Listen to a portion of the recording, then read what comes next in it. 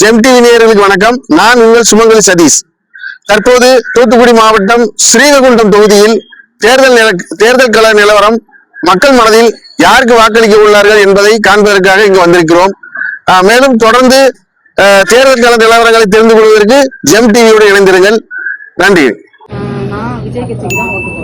விஜய் கட்சி அளவுக்கு போடலான்னு முடிவு பண்ணிருக்கு. ஒரு மாற்றம் தேவைப்படுறதுனால டிவிக்கு போடலான்றது. இந்த சைடு அதிக வாய்ப்பு விஜய்க்கு தான் இருக்குது. போட போறேன். திமுகவுக்கு தான் வாக்கு போடணும்.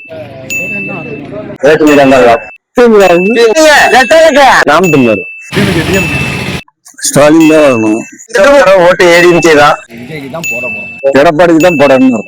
திமுக ஓட்டுல யாரு இருந்தாலும் திமுகவுக்கு ஓட்டு போடுவோம். நல்லா இருக்கும். ஸ்டாலின் அவங்க வந்தா நல்லா இருக்கும். ஸ்டாலின் ஐயா அவர்கள் தான். இப்ப புதுசா விஜய் கட்சியில இருந்து வராங்க. விஜய் வந்தா கொஞ்சம் நல்லா இருக்கும். மேபி டிவிகே ஸ்டாலின் அவங்க தான் ஜெயிக்க மாதிரி இருக்கு. பிரேமலதா தான் காங்கிரஸ் தான் நல்லா இருக்கும். மோடி கூட்டணி கண்டிப்பா டிஎம்கே தான்.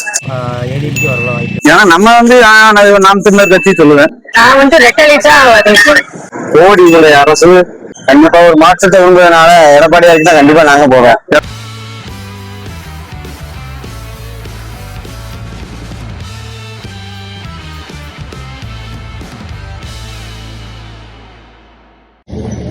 வணக்கம்.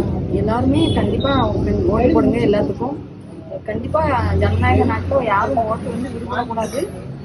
அவர் புதுசா வந்திருக்காரு, ஏதாவது செய்வார்னு நினைக்கிறேன். உங்க நேம்? ஏஞ்சல். டைல் மிஷின் இந்த தண்ணி இதெல்லாம் செய்யறாங்க.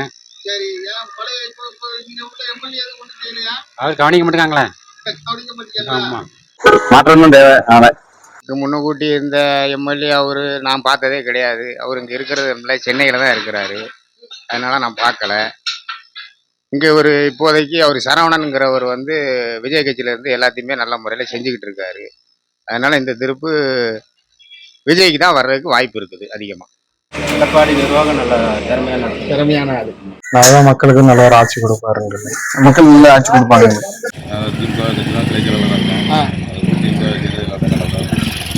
ஓரளவு மக்களுக்கு ஓரளவு செய்யறாங்க.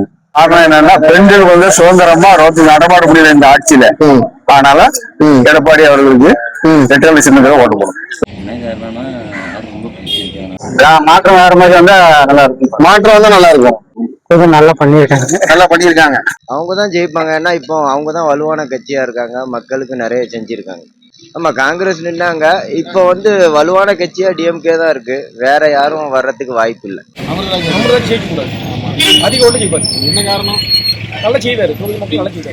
எப்படியும் ஆளுங்கட்சி தான் ஜெயிக்கும். அதையே அந்த ஓட்டை வேஸ்ட் ஆகணும், அதுக்கே போட்டுருவோம். நோட்டோ யாரும் சரியில்லைப்பா. ஆமா,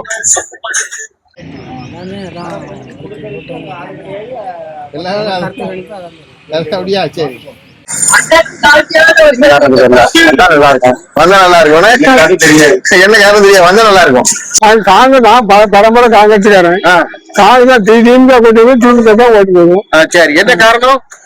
நான் பரம்பரையா காங்கிரஸ் எந்த அண்ணா திமுக கூட்டணி அங்க போடுவோம், திமுக கூட்டணி தான் அங்கதான் போடுவோம். ஏங்க நல்ல விஷயம் என்ன பண்ணிருக்காங்க? சரி, அவங்க ஓட்டு ரெட்டலைக்கு. ஆமா, இவங்க வந்து இவங்களுக்கு 10 வருஷமா வெயிட் பண்ணிட்டு கேட்டுச்சுல ஆள் வைப்பாங்கன்னு வெயிட் பண்றோம். ஸ்டாலின் ஆட்சியில வந்து அதெல்லாம் செய்ய மாட்டாங்க. ஆனா நாம் தமிழருக்கு ஒரு வாய்ப்பு கொடுக்கலாம்னு எனக்கு தோணுது. அதனால நாம் தமிழர் போறோம். எனக்கு நல்லா பண்ணிருக்காரு, நல்லா செஞ்சிருக்காரு, மக்கள் நல்லா செஞ்சிருக்காரு. அதனால காரணம் அவர் எல்லாருக்கும் நல்லது செய்யறாங்க. இப்போ ஒவ்வொரு மக்களுக்கு, ஏழை மக்களுக்குலாம் ரொம்ப நல்லதா இருக்கு. கஷ்டப்பட்டுக்கிட்டு இந்த சின்ன பெண்களுக்கெல்லாம் நல்ல மதிப்பும் இருக்குது. அதனால அவங்க தான் வரணும். ரெட்டலைக்கு தான் போடுவோம். இந்த ஆட்சியில ரொம்ப மோசமா இருக்கு. கொள்ளை கற்பழிப்பு ரொம்ப மோசமா இருக்கு. ஆட்சி நல்லா இருக்கும்னு நினைச்சா நல்லா ஆட்சி இல்ல. இந்த ஆட்சி தேவையில்லை. எங்களுக்கு ஏடிஎம்கே வந்தா எடப்பாடி நல்லா பண்ணாரு. அதே மாதிரி அவரு இதுல அவ்வளவு இல்ல, கடனும் நிறைய வாங்கி அது மாதிரி இருக்கு. அதனால தேவையில்லைங்க. எடப்பாடி ஆட்சி வந்தா ரொம்ப நல்லா இருக்கும். யாரும் வந்தாலும் இப்ப 2 ஆட்சி வந்திருக்கு. எங்களுக்கு 6 உடைச்சிருக்கு. இன்னும் இந்த ஆட்சியில எதிர்பார்க்கல. இப்போ விஜய் வந்தா விஜய் வந்தா நல்லா இருக்கும். நாங்க எல்லாம் அவங்களுக்கு தான் போட போறோம். இவங்களா நாங்க வேற கட்சி போட்ட ரெட்டடைகளும் போட்டோம். சரி. ரெண்டு பிடிக்கல. சரி, அதனால எங்களுக்கு விஜய்க்கு தான் போட போறோம். அவர் தான் நல்ல முறையாக செஞ்சா. இவங்க வந்து ஒண்ணுமே செய்யல சார். ஒரே கொலை, கற்பழிப்பு, கஞ்சா. ஒரு பெண்கள்ல பெற்று வீட்டுல இருந்து பள்ளிக்கூடத்துக்கு போனா வீட்டுக்கு வர முடியல. உடலை நெருப்பு வெட்டிக்கிட்டு இருக்கு. சட்டம் ஒழுங்கு சரியில்லை. நல்லா செய்யறாங்க. பெண்களுக்கு இலவசமா பஸ் விடுறாரு. 5000 கொடுத்தாரு. அதனால எல்லா ஆளுக்கும் நல்ல வீடு கட்டி வந்துருக்கு. அதனால அவர் போதும். காரணம்னா அவங்களுக்கு நிறைய படிப்புல இருந்து மத்தவங்களுக்கு குழந்தைகளுக்கு எல்லாத்துக்குமே உதவியா இருக்காங்க, உதவி பண்றாங்க. அதனாலதான் இப்ப கூட 5000 ரூபாய் போட்டாங்க. எவ்வளவோ உங்களுக்கு கொஞ்சம் கஷ்டம் தீர்ற மாதிரி இருக்கு. மறுபடியும் மாசம் 1000 அப்படிதான் கொடுத்தாங்க. ஆனா அவங்கள பொறுத்த வரைக்கும் எல்லா உதவியும் பண்றாங்க. அதனால எங்களுக்கு அவங்களுக்கு தான் பிடிக்கும் போட. நடந்துகிட்டு இருக்க விடியா திமுக அரசுல வந்து சட்ட ஒழுங்கு சரியில்லை. பாலியல் பொருளாதாரம் அதிகம், விலைவாசி உயர்வு அதிகம்.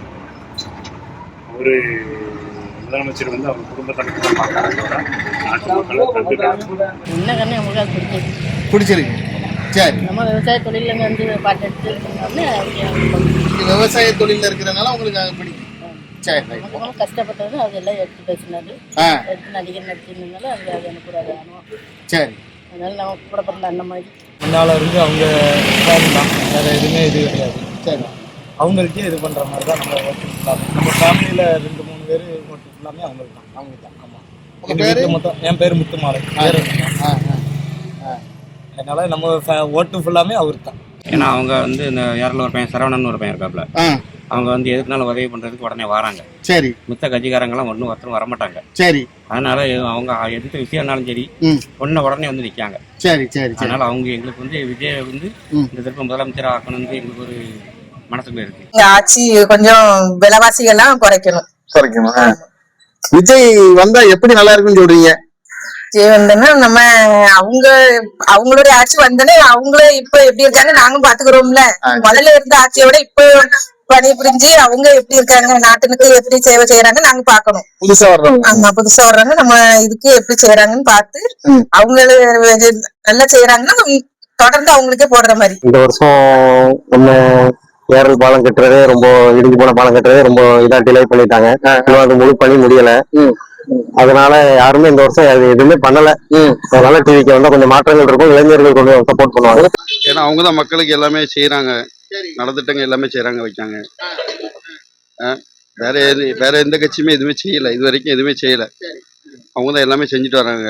பெண்களுக்கு இலவச பஸ், அவங்க எல்லாமே அவங்கதான் பண்றாங்க. அவங்க வர்றதுதான் வாய்ப்பு இருக்கு. எனக்கு நல்லா ஒரு லேடியா கொஞ்சம் செயல்பட்டு இருக்காங்க. அவங்க சிஎம் ஆனா நல்லா இருக்கும்னு நினைக்கிறேன். அப்படியா? என்ன காரணம்? இன்னைக்கு லேடி அவங்க தானே கொஞ்சம் ஸ்டாரா நல்லா இது பண்றாங்க, போல்டா எல்லா இடமும் கொடுக்குறாங்க. சரி. ஓரளவுக்கு எல்லாத்தையும் பிரச்சனைகளை கை வச்சு செய்யறாங்கல்ல. அதனால அவங்க ஒரு லேடி ஒரு நல்லா போல்டா இருக்கிறதுனால அவங்க நல்லா செயல்படுறாங்க. அவங்க வந்து வேற கட்சியில எல்லாம் கூட்டணியில இருக்காங்க. அவங்க கூட்டணி இருந்தாலும் அவங்க தனியா செயல்பட்டு நல்லா இருக்கணும் அப்படின்னு ஒரு ஆசை. அண்ணன் அமிர்தாஜ் அவர்கள் வந்து ஏழை எளிய மக்களுக்கு வந்து தனிப்பட்ட முறையில வந்து 500,000 கொடுக்காங்க. அதே மாதிரி குழந்தைகளுக்கு படிப்பு செலவு கொடுக்காங்க. மற்றபடி வந்து நம்ம வாழலாம் பாத்தீங்கன்னா ஸ்கூல் பேபி கிளாஸ் கட்டி கொடுத்துருக்காங்க. அதே மாதிரி பாத்தீங்கன்னா பஸ் ஸ்டாண்ட் கட்டி கொடுத்துருக்காங்க. ஏரியால பாத்தீங்கன்னா பஸ் ஸ்டாண்ட் விரிவாக்கம் பண்ணியிருக்காங்க. யாருக்கு ஓட்டுன்னு சொல்றதை விட யாருக்கு போடணும், யாருக்கு போடணும் வந்து மக்களுக்கு யாரெல்லாம் தொண்டு செய்யணும்னு நினைக்கிறாங்க அவங்க போடணும். சரி, குறிப்பிட்டு யாரை சொல்லலாம்? அப்படி சொல்ல முடியாது, சொல்லக்கூடிய அளவுக்கு ஆட்சி. அதனால இன்னும் வரையும் வேட்பாளர் சரியா அனௌன்ஸ் பண்ணல. அது பண்ண பிறகுதான் எப்படின்னு தெரியும். கட்சியில இருக்கேன். ஏற்கனவே காங்கிரஸ் தானே? காங்கிரஸ் வருது. காங்கிரஸ் தான் ஓட்டு போடுவோம். கட்சி திமுக கட்சியில இருக்கேன். திமுக இருக்கேன். ஆரம்பிச்சு வந்து திமுக இருக்கேன். சரி. இந்தியா மறுநாள் இன்னைக்கு வரைக்கும் முதல்ல காலையில சத்துணவு உதவி பிற பிள்ளைகளுக்கு யாரு வீட்லயுமே காலையில டிஃபன் பண்ணி கொடுத்தது ரொம்ப கஷ்டம். பிள்ளைகள் சாப்பிடாம போகுது. அது ஸ்கூல்ல சாப்பிடுறது அது ரொம்ப ஒரு இது. என்ன மட்டும் ஃப்ரீ பஸ் இப்ப சொல்றாரு எடப்பாடி ஆண்களுக்கும் ஃப்ரீ பஸ்ங்க. அதெல்லாம் நடைமுறைக்கு சாத்தியம். அதனால இதெல்லாம் செய்யறது இந்த ரூபாய் மாசம் ஆயிடுது. யாரும் தாய் பிள்ளைலாம் எதிர்பார்க்க வேண்டாம். அவங்களே கரெக்டா 1000 ரூபாய் வந்தோன்னு அவங்க ஜலப்பாட்டுக்கு வச்சிருக்காங்க. எங்கேயும் போனாங்க பஸ் ஃப்ரீ பஸ் இளவு தானே. அதனால யார் என்ன டிஎம்கே தான். ரொம்ப தொழில் ரீதியா ரொம்ப பின்னடைவாகி போச்சு. ரெண்டாவது எது எடுத்தாலும் விலைவாசிகள், மக்களுக்கு பெண்கள் பிள்ளைகளுக்குடைய ஒரு பாதுகாப்பு இல்லை. இந்த தொழில் ரீதியாக ஒரு பாதுகாப்பு இது கிடையாது. எந்த தொழிலுக்குமே முதலீடு போட்டு வர்றதுக்கு ரொம்ப கஷ்டப்படுறாங்க. ரெண்டாவது பிள்ளைகளுக்கு பாதுகாப்பு, ரெண்டாவது சாதி கலவரம் மாதிரி வந்துருக்கு. அதுக்கு ஒரு முற்றுப்புள்ளி வைக்கவே மாட்டாங்க. அந்த பொதுவாக சொல்லப்போனால் அந்த எலெக்ஷன் மூலமாக தான் இந்த ஜாதி கலவரத்தை உண்டாக்குறாங்க. அதுக்கு முன்னே கிடையாது. அண்ணன் தம்பியாக இருக்கிற இடத்த இவங்களே பாகுபிரிவினை பண்ணிடுறாங்க. எங்களுக்கு நாங்க எல்லாருக்கும் சப்போர்ட் பண்ணுவோம். ஆனா எங்களுக்கு பெண்களுக்கு பாதுகாப்பு வேணும். ஒவ்வொரு அதர் நாட்டுல எல்லாம் வந்து ஒரு பொண்ணு ஒரு ரேப் பண்றாங்க, ஒரு தப்பு நடக்குன்னா ஆன் த ஸ்பாட்ல அவங்களுக்கு வந்து என்ன ஒண்ணும் சுடுறாங்க, இல்லைன்னா தூக்குல போடுறாங்க. ஏன் இந்தியாவுல அந்த இது வர மாட்டேங்குது? மெயினா அதை கொண்டு வாங்க. 1000 ரூபாய் தரேன், நீங்க பெண்களுக்கு ஃப்ரீ பஸ் கொடுக்குறேன்னு சொல்றீங்க. அதெல்லாம் தேவையில்லை எங்களுக்கு. இதுதான் எங்களுக்கு மெயினா வேணும். அதை முதல்ல சட்டத்தை அதை முதல்ல சைன் பண்ணி அதை பண்ணுங்க. அதுவே போதும் எங்களுக்கு. யாரு ஓட்டு போட்டா நல்லா இருக்கும்? யாரு ஓட்டு போட்டா நல்லா இருக்குன்னா யாரு இதெல்லாம் செய்யறோம், நாங்க கேக்குறத யார் செய்யறாங்களோ அவங்களுக்கு தான் நாங்க போடுவோம். யார் பர்டிகுலரா எங்களால சொல்ல முடியாது. ஸ்டாலினோ விஜயோ எடப்பாடியோ யாரையும் எங்களால பர்டிகுலரா சொல்ல முடியாது. யாரு எங்களுக்கு நாங்க கேக்குறத செய்யறாங்களோ அவங்களுக்கு நாங்க கட்டாயம் ஓட்டு போடுவோம். எல்லாமே இப்போ பாத்திருப்பீங்க. இப்போ ஏற்கனவே ஆட்சியில இருக்கிற கட்சியும் சரி, இது இடையே ஏற்கனவே ஆட்சி செஞ்ச கட்சியும் சரி, எல்லாமே மக்களுக்கு வந்து ஓரளவுக்கு செஞ்சிருக்காங்க. ஆனா ஒரு மேஜர் பிரச்சனையை வந்து யாருமே தீர்க்கல. நம்ம ஆத்துல இந்த தண்ணி பிரச்சனையா இருக்கட்டும். இப்ப ஆத்துல வந்து இப்ப எனக்கு ஏரல் தான். ஏரல்ல வந்து இப்போ தண்ணி வந்து எப்படி வருதுன்னா, முன்னாடி குடிச்ச அந்த தரம் இல்லை. மக்கள் வந்து தண்ணிக்கு வந்து இப்ப நம்ம சொந்த ஊர்லயே ஒரு 2 கிலோமீட்டர் வந்து போய் தான் தண்ணி எடுத்துட்டு வர்ற மாதிரி இருக்கு. அப்படிங்கும்போது அந்த தண்ணி பிரச்சனையை வந்து பண்ணலாம். அதனால இப்போ அது ஏதாவது புது கட்சிக்கு ஏதாவது ஒரு வாய்ப்பு கொடுக்கலாம். எல்லாம் ரெண்டுமே புது கட்சியில யாரு, ஏன்னா ஆரம்பத்துல இருந்து எல்லா பக்கமும் அவங்க வந்து ஒரு இயற்கைக்கு வந்து சப்போர்ட் பண்ணிக்கிட்டே இருக்காங்க. அந்த இயற்கை வளத்தை பாதுகாக்கிறது, இயற்கையை சார்ந்த ஒரு வாழ்வியல் முறை, அத மாதிரி கொஞ்சம் பேசிட்டு வராங்க. நம்ம அவங்க என்ன இப்ப வந்து அவங்க பண்ணுவாங்களா பண்ண மாட்டாங்களோ ரெண்டாவது. சரி, அதுக்காக ஒரு மாற்று சிந்தனைக்காக ஒரு வாய்ப்பு கொடுக்கலாம். அதனால பெண்களுக்கு வந்து நல்ல ஒரு பாதுகாப்பு கிடையாது. என்ன ரவுடி தொல்லை நிறைய. அது வந்து கஞ்சா, போதை மாத்திரை, போதை மருந்து, இதுல வந்து எதுவுமே வந்து முதலமைச்சர் வந்து கண்டிக்க மாட்டேங்காரு. கண்டிக்க மாட்டேங்காரு. அதனால 2 வயசு பிள்ளைங்க, பெண்களுக்கு ஏழை எளிமைக்கு எந்தமான சலுகையும் கிடையாது. சரி, நாங்களும் 4 பெண்ணு வச்சிருக்கோம். நாங்க வாடகை வீட்டுல இருக்கோம். எங்களுக்கு எந்த மாதிரி சலுகையும் கிடையாது. பெண்களை வந்து தனியா எங்கேயும் சுதந்திரமா போக முடியல. ஏன்னா எந்த டயத்துல வயசானவங்க, கொஞ்சம் வயசு பொண்ணு, அப்படி எதுவுமே ஒரு பாதுகாப்பு கிடையாது. ஏன்னா அவங்களுக்கு வந்து வெறி பிடிச்சு போய் அலையுதாங்க. அதை வந்து சமுதாயம் வந்து அதை கண்டிக்க மாட்டேங்குது. இது பணக்காரங்க வீட்டுல எதுவுமே நடக்க போவது கிடையாது. ஏழை எளிங்க வீட்டுலதான் முக்கால்வாசி நடக்குது. அதனால நான் இப்ப வந்து எடப்பாடி அவர்களுக்கு தான் ஓட்டு போட போறேன். அவங்கதான் வரணும். இந்த ஆட்சி திரும்பி வந்துச்சுன்னா பெண்களுக்கு சுதந்திரம் சுத்தமா போயிடும். நான் வந்து முக்காணியில ஒரு பிரச்சனை தான். நான் ஒரு ரிட்டையர்டு ஹெட் மாஸ்டர். என்னுடைய கருத்துல நான் கிட்டத்தட்ட ஒரு 15 வருடங்கள் ரிட்டையர்டு ஆனதுக்கு அப்புறம் ஆன்மீகத்துல ரொம்ப தீவிரமா இருக்கிறேன். ஆன்மீகத்தை பொறுத்தளவு எங்களுக்கு சில கருத்துக்களையும் சில நல்ல விஷயங்களை செய்து கொடுக்கிறது எங்களுடைய ஆன்மீகத்தை பொறுத்தளவு சிறப்பாக இருக்கிறதாக நான் நினைக்கிறேன். அதனால அவருக்கு கீழே ஒரு ஆட்சி அமைந்தால் எனக்கு ஒரு நல்ல ஒரு சந்தோஷமாக இருக்கு என்று எண்ணுகிறேன். மோடியோட கூட்டணி கட்சி தான் எனக்கு சிறப்பான ஒரு ஆட்சி அமையும் என்று எண்ணுகின்றேன்.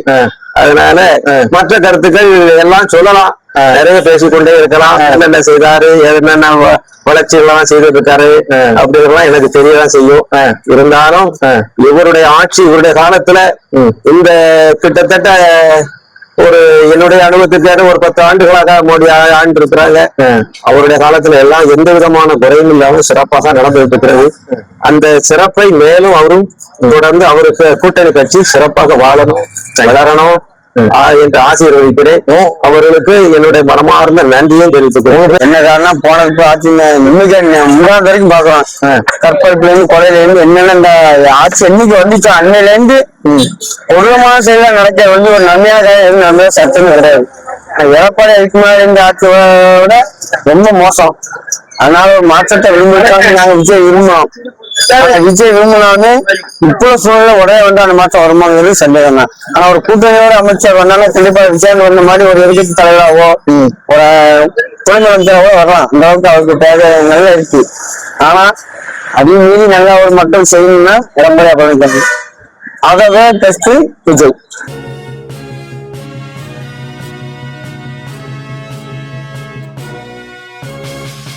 உடனுக்குடன் அப்டேட் தெரிந்து கொள்ள ஜெம் டிவி தமிழ் ஆப்பை இன்ஸ்டால் செய்யவும்.